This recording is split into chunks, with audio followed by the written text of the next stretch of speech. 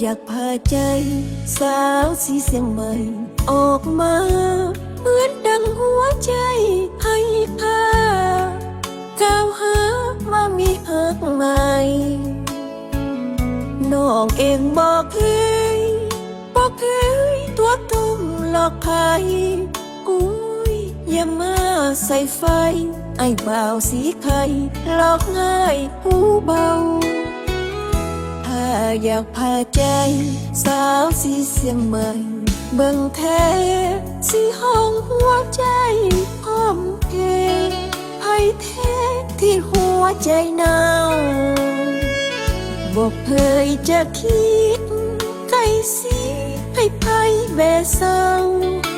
เพียงเขาหยอกยาวเบาแล้วทำเป็นน้อยใจไป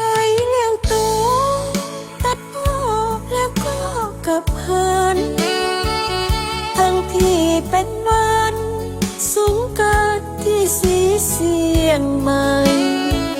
หนุ่มสาวสุขสันต์ทักวันสัมพันธ์ห่วงใยแต่ว่าอายหนุ่มสีไข่เหตุใดมีใจลูเลถ้าอยากตัดใจสาวสีเสียงใหม่จริงแท้บ่ต้องคำควรอ่อนเอไพ่แท้เป็นคนหอยเลถ้าหากโศกเศร้าย้อนเศร้าทำให้อกพี่เหตุใดจึงได้โซเซมาหาแล้วว่าน้องลืม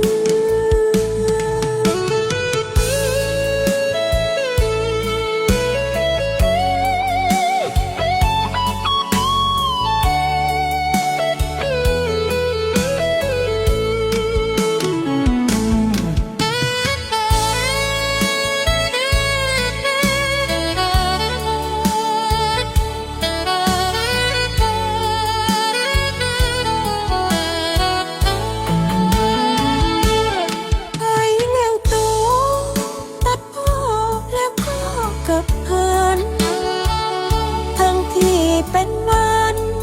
สงกรานต์ที่สีเสียงใหม่